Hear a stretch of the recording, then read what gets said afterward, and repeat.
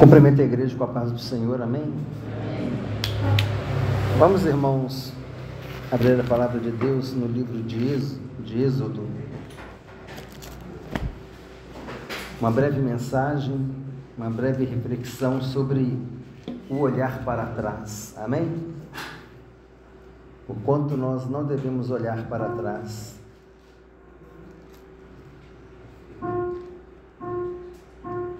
Êxodo capítulo 14.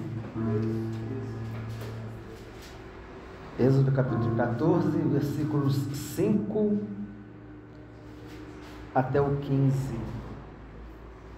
Êxodo capítulo 14, versículos 5 até o 15. Amém? O texto bíblico diz assim: sendo, pois, anunciado ao rei do Egito que o povo fugia, mudou-se o coração de Faraó e dos seus oficiais contra o povo, e disseram: que é isso que fizemos, permitindo que Israel nos deixasse de servir?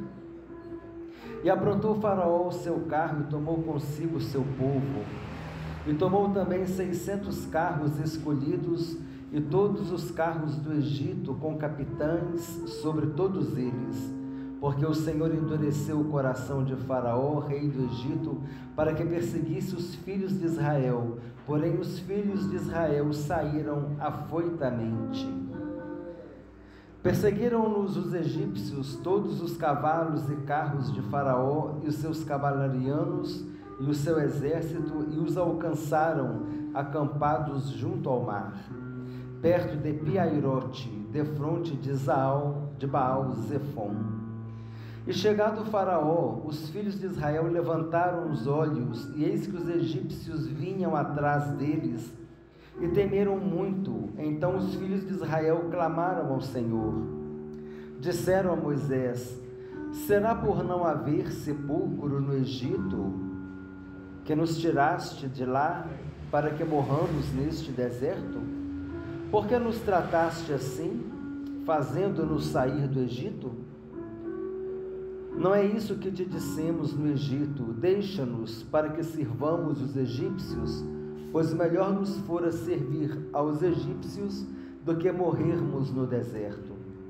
Moisés, porém, respondeu ao povo: não temais, aquietai-vos e vede o livramento do Senhor, que hoje vos fará, porque os egípcios que hoje vedes, nunca mais os tornareis a ver. O Senhor pelejará por vós, e vós vos calareis. Disse o Senhor a Moisés: por que clamas a mim? Diz aos filhos de Israel que marchem. Amém, irmãos? Pode assentar, graças a Deus. O que nós vemos aqui, essa passagem tão conhecida, é que o povo estava fugindo, já estava indo caminho fora, saindo do Egito. E a situação que eles se encontraram era a seguinte: à frente tinha o mar, do lado direito tinha montanha, e do lado esquerdo tinha montanha. E o versículo 10 diz que eles olharam para trás, eles viram que os egípcios vinham atrás deles, porque eles olharam para trás. Então, o que a gente entende aqui é que muitas vezes a situação que a gente pode enfrentar em nossas vidas, situação às vezes de adversidade, de aflição, de problemas, e a gente não vê saída, a gente não vê solução, e muitas vezes a gente pode incorrer no mesmo erro, o erro de olhar para trás, o erro de desanimar, o erro de procurar uma saída retornando, como se voltar para trás fosse a solução. Mas quando muitas vezes o que Deus quer de nós é que a gente marche. E aqui nós vemos no versículo 11 que o povo disse assim: será por não haver sepulcros no Egito que nos tiraste de lá, para que morramos neste deserto? Por que nos trataste assim, fazendo-nos sair do Egito? E aqui a gente começa a ver o primeiro impulso desse povo, no momento de dificuldade, no momento de luta, começou a murmurar. A primeira murmuração do povo. Então, a gente vê que a situação difícil, ela traz um abalo, ela nos abala muitas vezes, a adversidade, o problema nos abala muitas vezes. Eles olharam para trás, eles começaram a murmurar, começaram a tomar atitudes que não eram agradáveis a Deus. E Jesus, ele disse que no mundo nós vamos passar por aflições, nós vamos passar por lutas, e essa passagem ela nos ensina que mesmo diante da maior dificuldade, da maior luta, a gente precisa ser vigilante, se esforçar para não querer olhar para trás, para não murmurar, para não entristecer a Deus. Por quê? Porque Deus tem a solução. Conforme nós consideramos no domingo, Deus é um Deus presente e Ele tem a solução para as nossas vidas. E agora aqui, o maior problema desse povo era que Faraó estava vindo atrás. O que Deus fez? Aquela nuvem de fogo que acompanhava o povo à frente, aquela nuvem retornou para trás e separou o povo do Egito, impedindo que o Egito chegasse até o povo, impedindo que o exército chegasse até o povo. E Deus não parou de agir aí. Deus, ele disse: Moisés, diga ao povo de Israel que marche, e o povo continua marchando. Na hora que chegou agora diante do mar, como é que vai fazer? Agora Deus, ele proveu também mais um milagre. Ele abriu as águas do Mar Vermelho para o povo passar. Enquanto o povo passava à frente, Deus segurava o exército atrás, amém? Porque Deus, ele trabalha em todos os lados, irmãos. A adversidade, Deus, ele trabalha em todos os lados. Deus, ele está trabalhando lá no emprego, está trabalhando na família, está trabalhando no filho, está trabalhando no irmão, está trabalhando em todos os lugares, porque Deus é Deus onipresente, onisciente, onipotente, e Ele age em todas as frentes. Atrás ele estava segurando o exército, impedindo que o exército se aproximasse do povo, e à frente ele estava abrindo o Mar Vermelho, porque Deus é o Deus presente, é o Deus que cuida. Mas a gente vê então, irmãos, que muitas vezes essa situação aqui de olhar para trás é uma situação que a gente precisa estar bastante vigilante. Aqui Jesus, ele diz em Lucas capítulo 9, versículos 57 a 62, Jesus disse assim, o texto bíblico diz: indo eles caminho fora, alguém lhe disse: seguir-te-ei para onde quer que fores. Mas Jesus lhe respondeu: a raposa tem os seus covis e as aves do céu ninhos, mas o Filho do Homem não tem onde reclinar a cabeça. A outro disse Jesus: segue-me. Ele, porém, respondeu: permite-me ir primeiro sepultar meu pai. Mas Jesus insistiu: deixa aos mortos o sepultar os seus próprios mortos. Tu, porém, vai e prega o reino de Deus. Outro lhe disse: seguir-te-ei, Senhor, mas deixe-me primeiro despedir-me dos de casa. Mas Jesus lhe replicou: ninguém que, tendo posto a mão no arado, olha para trás, é apto para o reino de Deus. É interessante que essas pessoas estavam decididas a seguir a Jesus. Primeiro disse: seguir-te-ei para onde quer que fores, quer dizer, não vai ter nenhum impedimento eu te seguir. Aí Jesus disse: a raposa tem os seus covis, as aves do céu têm seu ninho, mas o Filho do Homem não tem onde reclinar a cabeça, nem casa eu tenho. Você vai querer me acompanhar? Se eu moro de favor. A outra, ele disse: segue-me. Aí ele disse: permite-me primeiro sepultar o meu pai. Aí a outra disse: seguir-te-ei, Senhor. E ele disse: deixa primeiro me despedir. Um quer sepultar o pai, o outro quer se despedir, todo mundo quer seguir Jesus, mas sempre tem alguma coisa impedindo, sempre tem alguma coisa atrapalhando, um impedimento, algo que precisa ser removido. Um quer sepultar o pai, o outro quer despedir da casa, da família.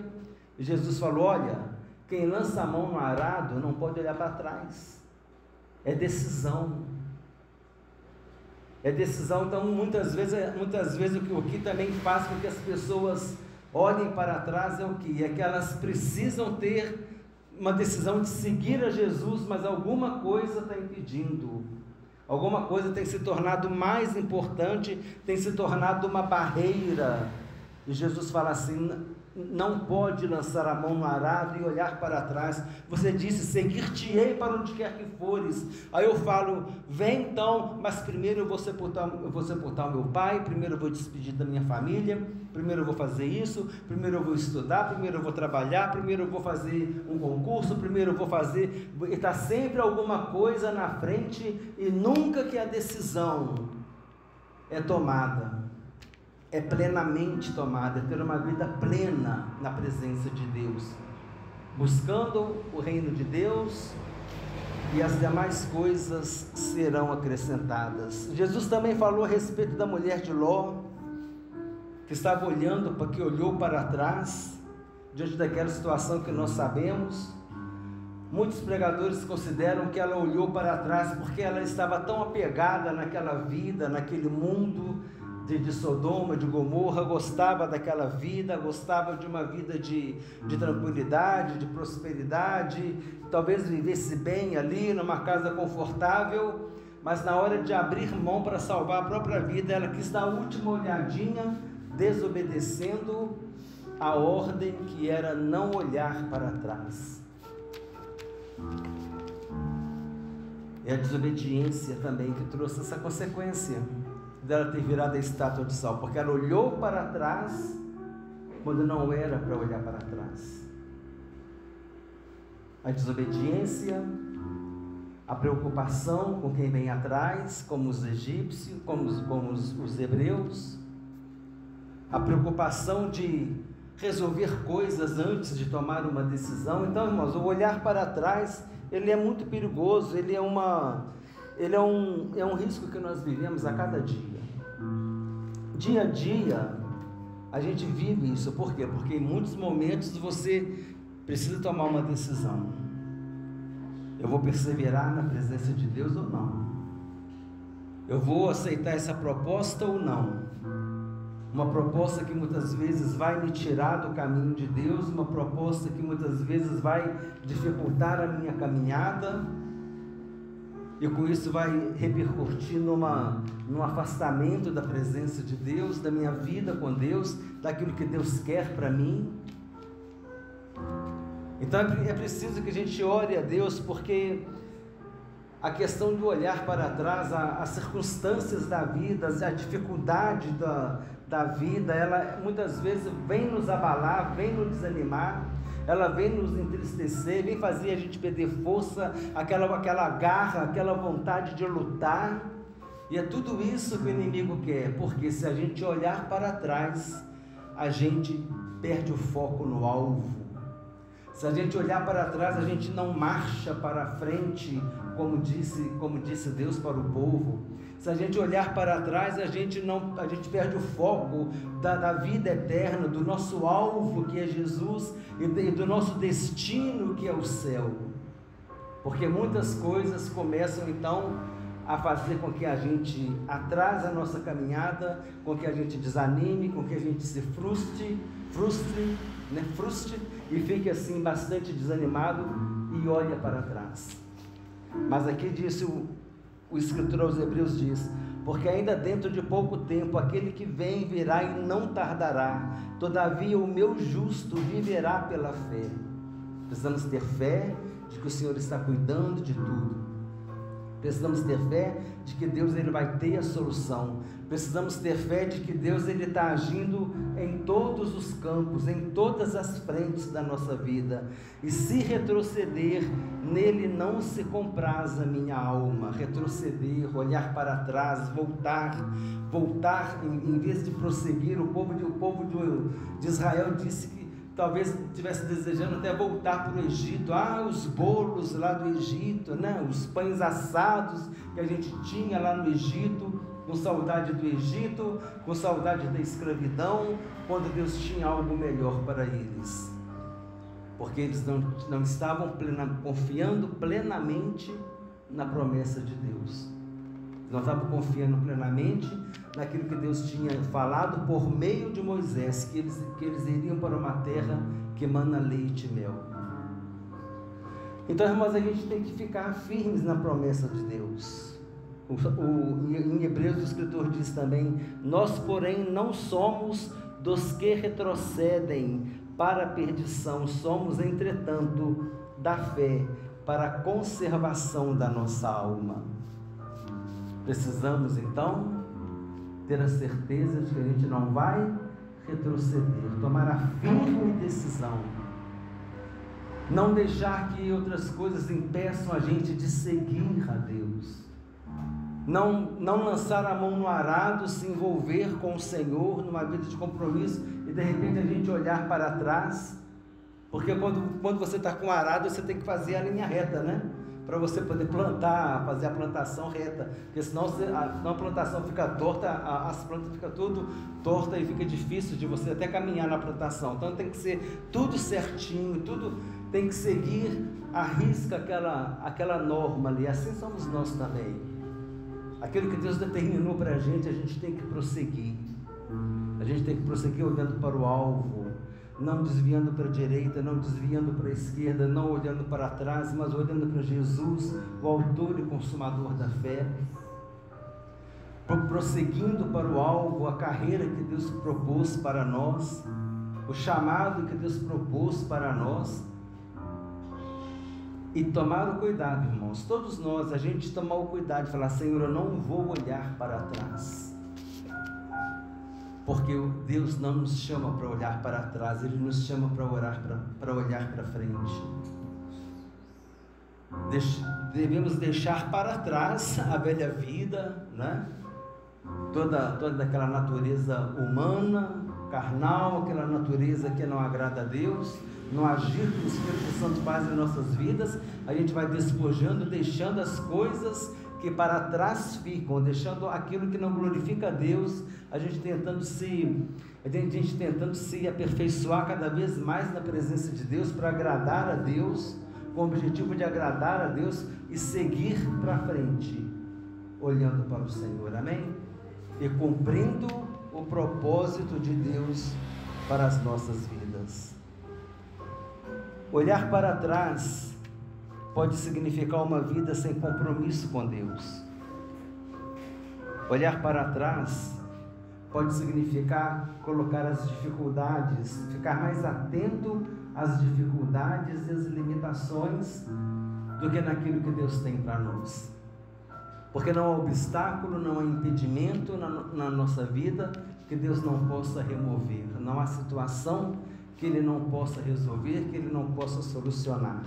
Mas é importante que a gente esteja no firme propósito de estar na presença de Deus, procurando fazer a vontade dEle, amém? Vamos ficar em pé, irmãos, em nome de Jesus.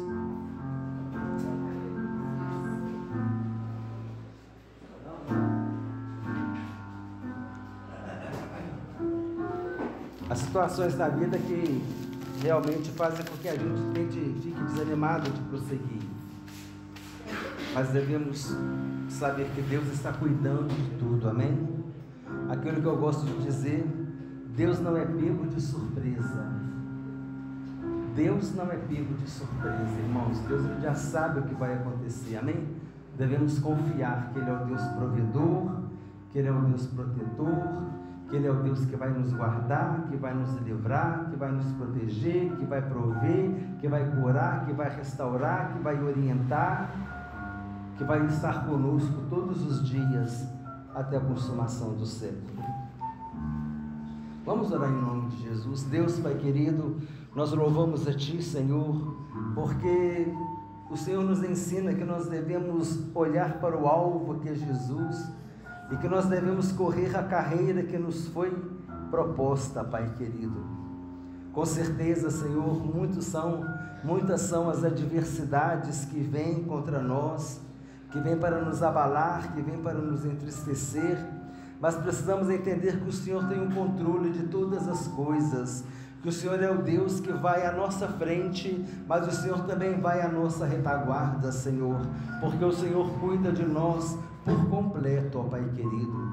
E nós te louvamos, Senhor, por essa oportunidade que nós temos de refletir nesta palavra do perigo de olhar para trás, que nós possamos, Senhor Deus, ser sempre sóbrios e vigilantes, que nós não venhamos, Senhor Deus, de modo algum, Senhor Deus, permitir passar em nossa mente a possibilidade de olhar para trás, mas que nós possamos firmar o nosso compromisso em Ti, o nosso compromisso com a Tua palavra e contigo, Senhor, de ser fiel até o fim, de ser fiel até a morte, para recebermos a coroa da vida, ó Pai.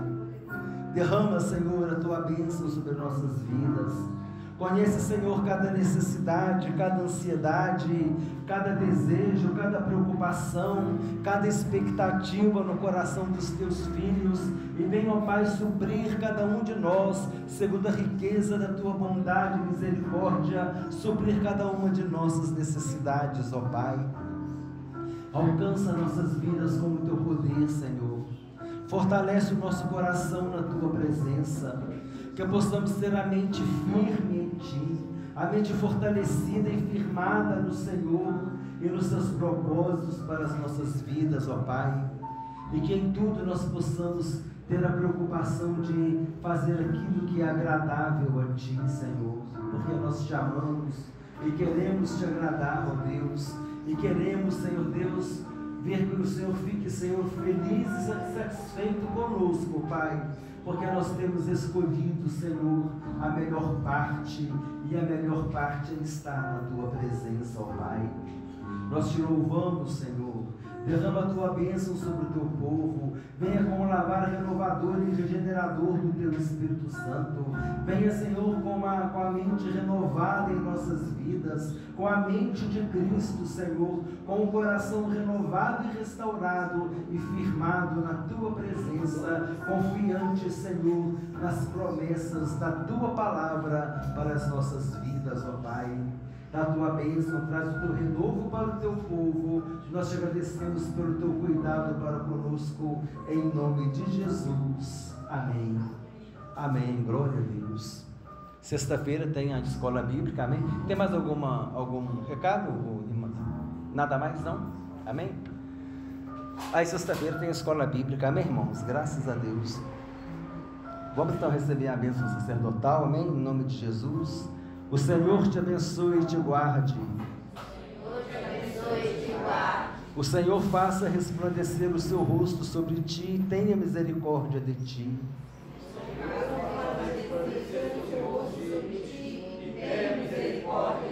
O Senhor sobre ti levante o seu rosto e te dê a paz.